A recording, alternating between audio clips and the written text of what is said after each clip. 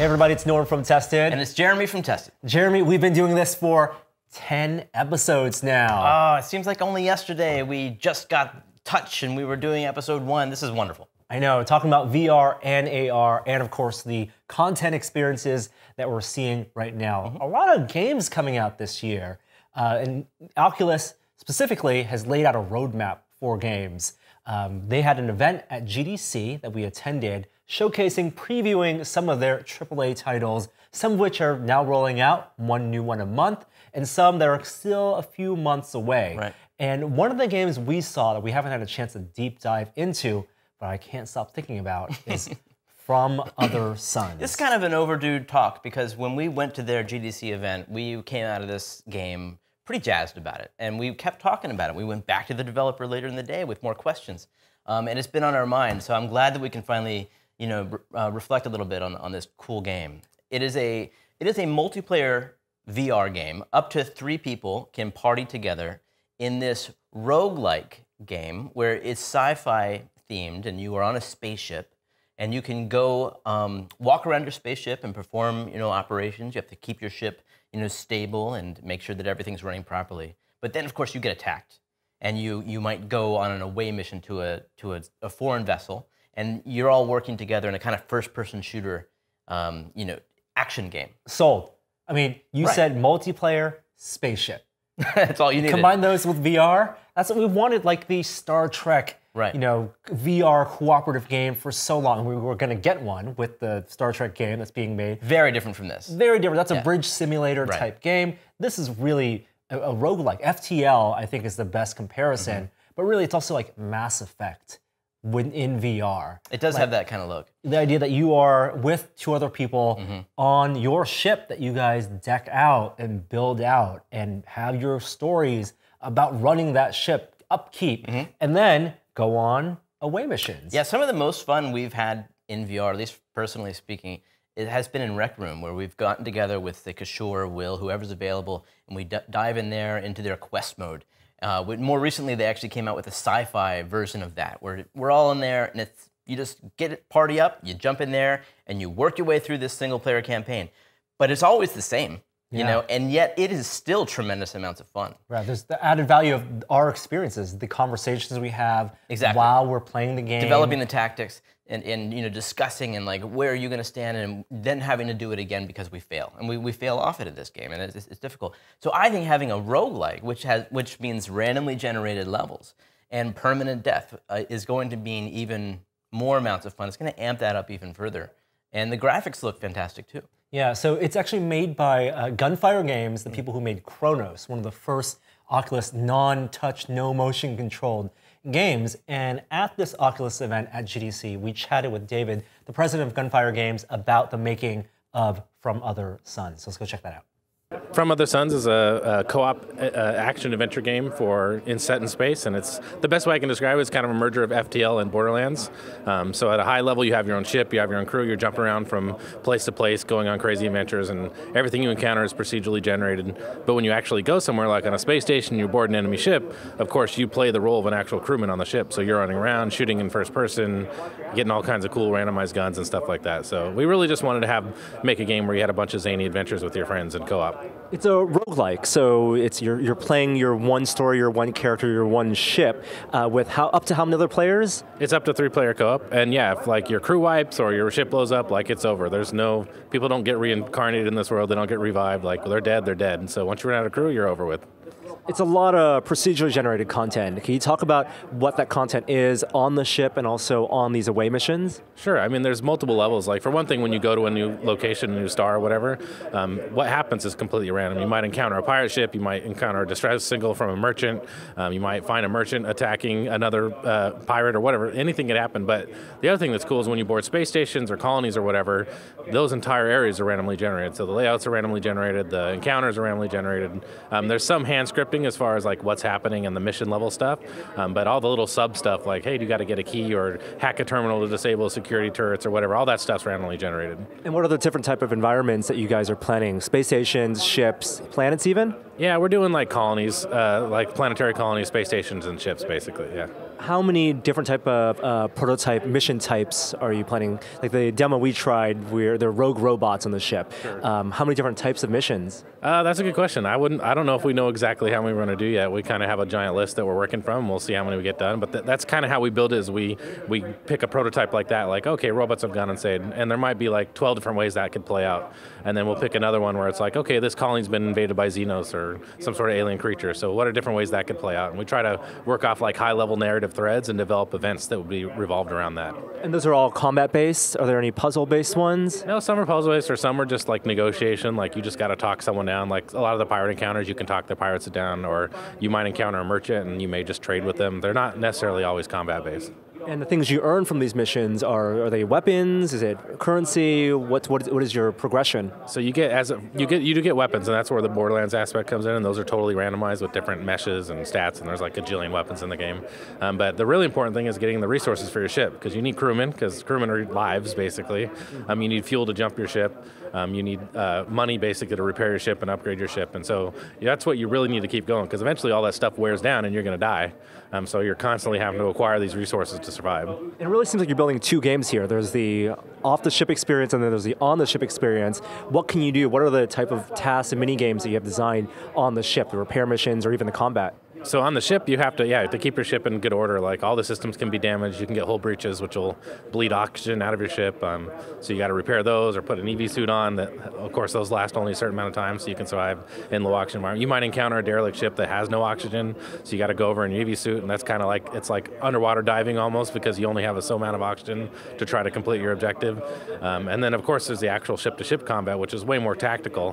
Whereas the hand-to-hand combat, when you're fighting things, is more action-oriented. That's like the ship-to-ship combat's like kind of like Star Trek, where you're on a bridge and you're like managing shields and firing weapons and that sort of thing. And the cool thing is when it's all separate. Like you might have someone on the bridge, you might have someone on your ship fighting off borders, and you might have someone on their ship attacking their ship all at the same time. So the way you divide up tasks and do different things is really interesting. And that's all networked. Is it local host space? Are you guys using servers? How's it all going to be synced up? It's local host space, so someone hosts the game.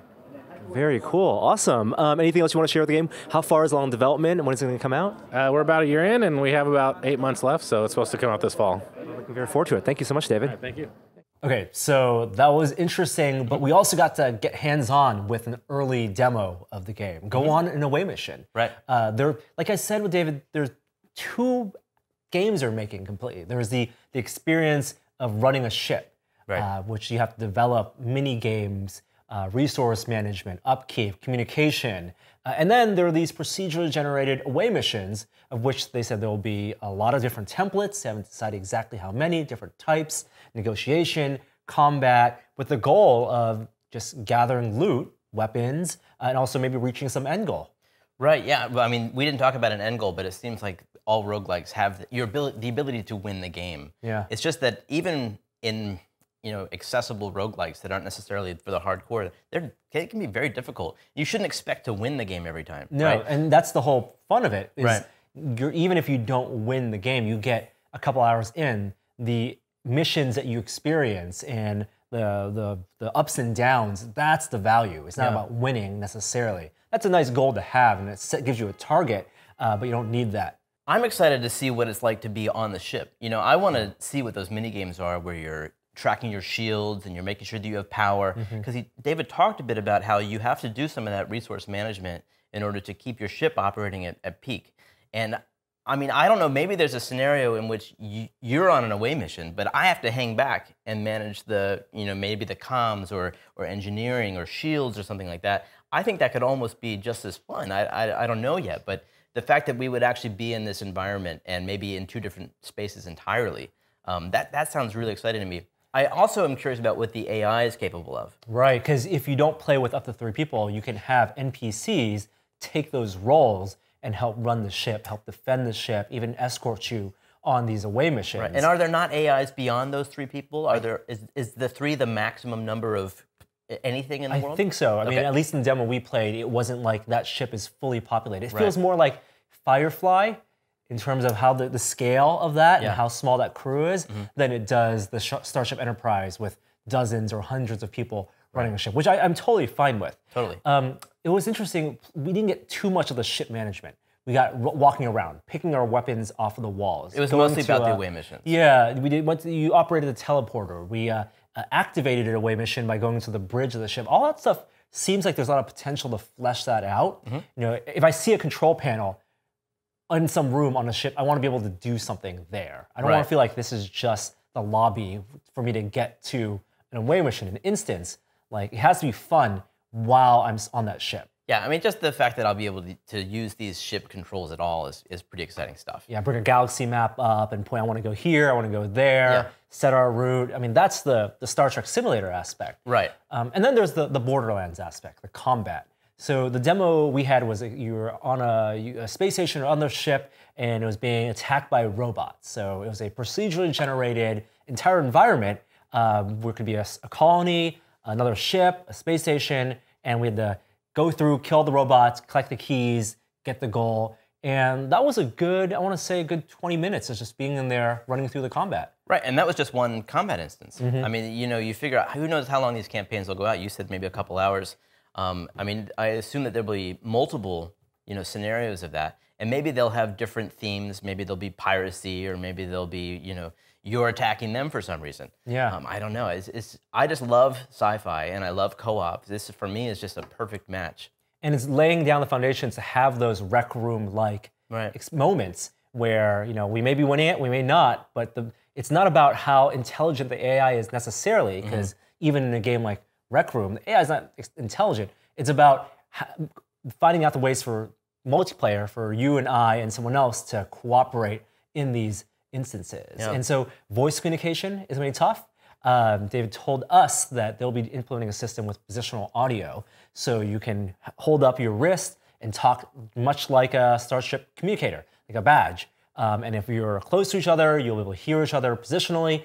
But if we're in different rooms, or if I'm on the ship and you're on an away mission, then we will use our wrist comms to communicate. And I like that idea. No, I do too. I do too. From the user experience side of things, they're also, I like that they're developing a number of different interfaces for the game. So we each actually had different experiences ourselves. As I recall, you actually had the locked first-person walk around the space. Yeah, just getting around, moving. It's like non-comfort mode, right? You were in that, and mine was locked into a comfort mode.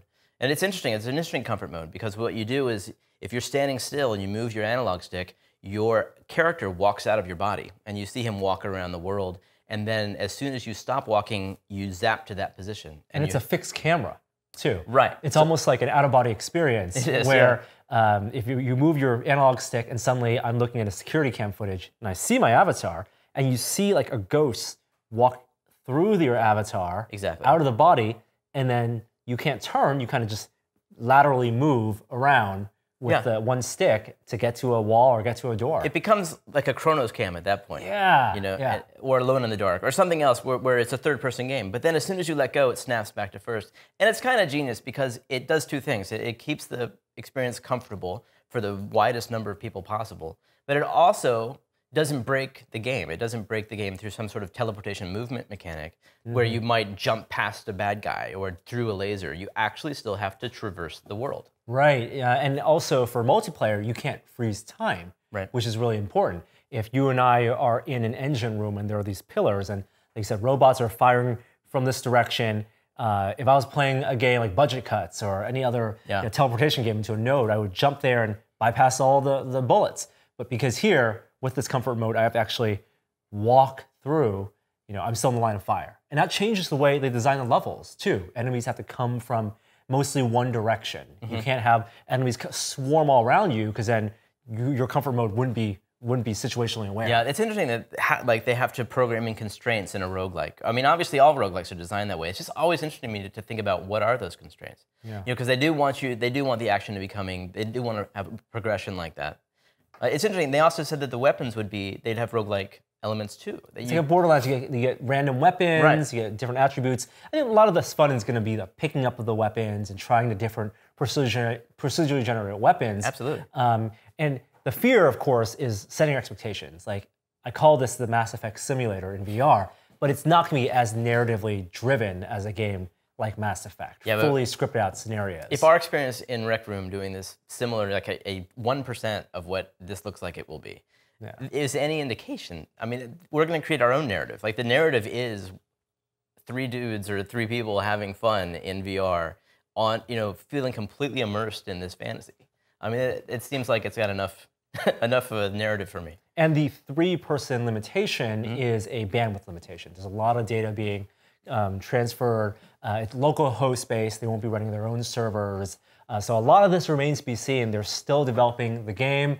When we chatted with them last, they were about 8 months away from finishing it. So hopefully they're saying in the fall, probably one of those flagship Oculus Store launches for whatever that month it comes out in the fall. Yeah, I'm glad to see that the company who did Chronos is doing something wildly different. It's like it just speaks to how much of the early days we're still in, that people are still experimenting, and that I'm glad that Oculus is helping people to have the ability to do that, because we still need that. They also worked on Dead and Buried Gunfire games and help with some of that single player multiplayer experience.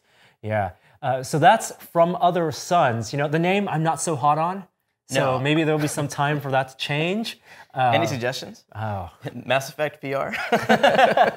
Let's hear, if you were at a Starship Simulator in VR, that's a roguelike, what would you call that? We'd love to get your suggestions in the below, and maybe the guys over at Gunfire Games will be reading those as well. But the concept, totally on board. Yeah, absolutely. Our Spotlight review this week is on a new game, Wilson's Heart, which, Jeremy, you've played and finished. I have finished it. I finished it just last night, so it's very fresh in my mind. So quick refresher, we've profiled this game before. It is a VR adventure game, story-driven, where it's black and white, very interesting aesthetics. You are a Wilson, a man in a psychiatric ward, a hospital, and strange things are happening. It's very Twilight Zone-esque, a lot of horror elements, but you're trying to uncover what's happening in this world. It's interesting you say adventure game, because that's exactly how I ended up thinking about it. I was going into it expecting more of like maybe a survival horror, but it is definitely a slow-paced adventure game in the same way that maybe like Telltale's Walking Dead is, if you played, or many of their adventure games, where you're walking around the world and you're inspecting environments and you're clicking and you're using, collecting items, exactly, gaining powers. Right. Very story-driven puzzles are a big part of this game. Yeah. Unfortunately, the player is not given the chance to discover the solution to the puzzles himself or herself. So that's one of my big complaints about the game is I enjoy the environment. It's gorgeous. Actually, the black and white is a really interesting aesthetic. I enjoyed stepping into that world and seeing everything that they did to create a very frightening, dark environment. A very surreal world, because having the information of where you're looking for, where you're looking at, for example, they can do things like you turn away from a mirror and turn back, and something in that painting comes out alive. And dude, they could have been much scarier. I mean, they tempered themselves, thankfully, or else I probably wouldn't have finished the game. I mean, VR has the potential to be the scariest medium. Yeah. So they do walk that line very, very well. There's a lot about the game that is done well, but unfortunately, the gameplay aspect, the actual core of the game, it didn't work for me. I felt like I was walking around, and when I would grab everything that I could, and everything is obvious because it's highlighted. Right. And then immediately the inventory pops up. And you have a silhouette of the thing that you picked up going right in the inventory. Goes in the inventory. And that tells that's an important thing. Absolutely. So you keep that. You keep everything you can pick up. That part, fine. I can deal with that.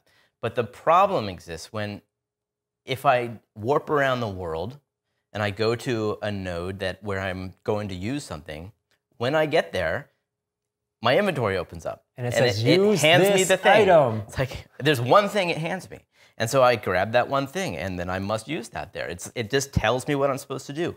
Even worse, there are some things where you are supposed to use this object in the world. For instance, there's a cigarette machine that you have to break open.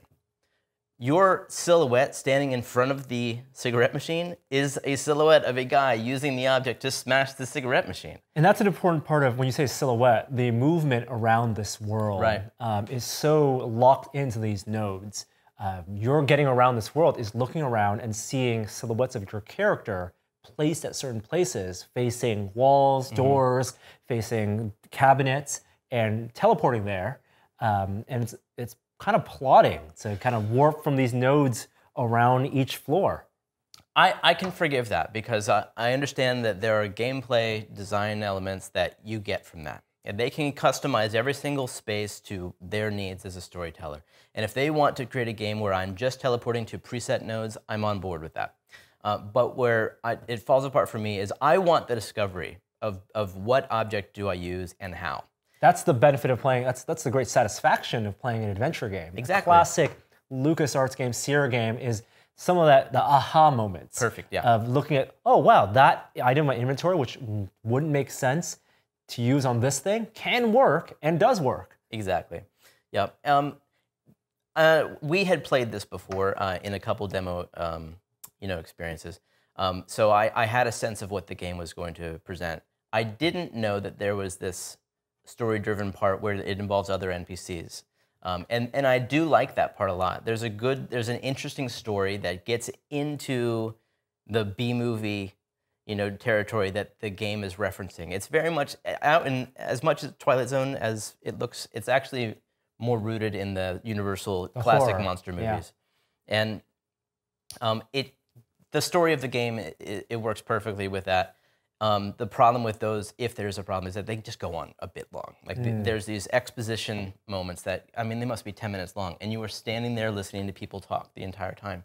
And that's another interesting thing about the game is, like, there's just quite a lot of standing. This is maybe a 4-hour, maybe 5-hour game, and you're standing often, not doing a whole lot because you have to wait for these sequences to unveil. And when you do actually move throughout the world, you're not doing quite a lot. You're grabbing something, you're putting in your inventory. Yeah. I would have liked this game to have been more easily played sitting. It's not that easily played sitting because you're often spinning to look at things behind you. You have to reach out to grab things often, so it doesn't work at a desk incredibly well. I think it feels like developers are at odds with whether they wanted to make an interactive story, right, or an adventure game. Mm-hmm. And there are elements of both. How are those different? I think interactive story, it's more about telling the story. Pacing is really important. Mm-hmm. And the interactions, while there are interactions, you don't want someone to get stuck.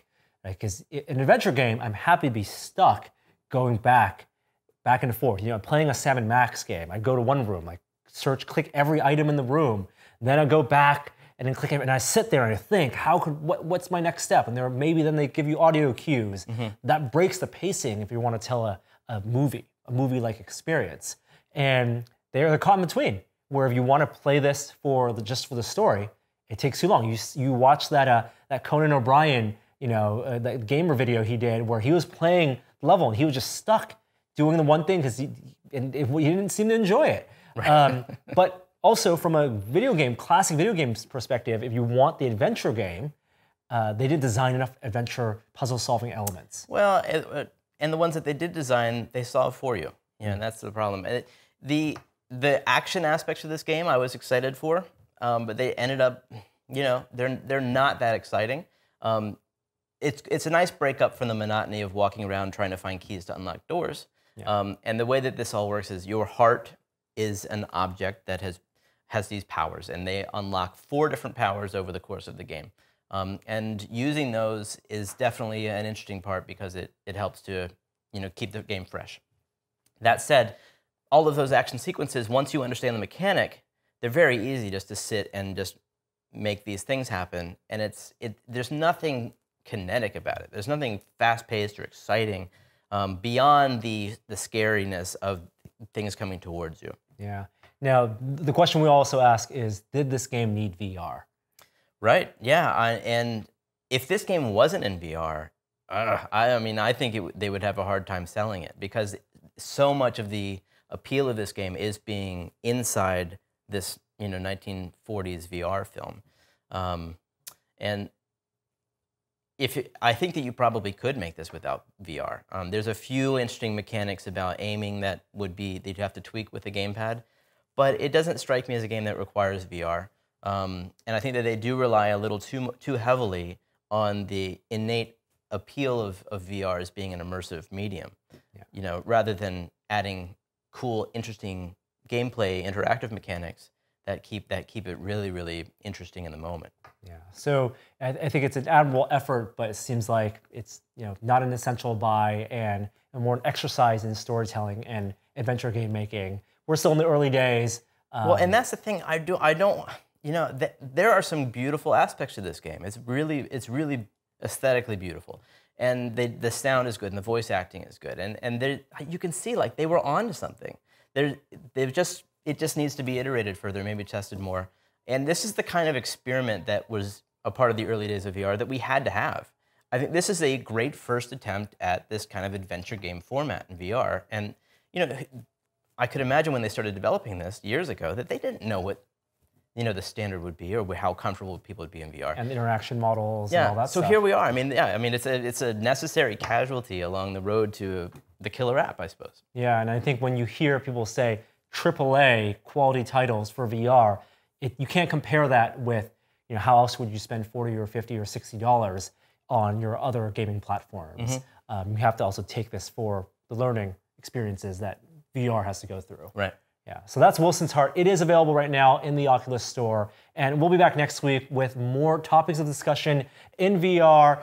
Leave your comments below. Subscribe to our YouTube channel, like this video, and Jeremy and I will see you next time.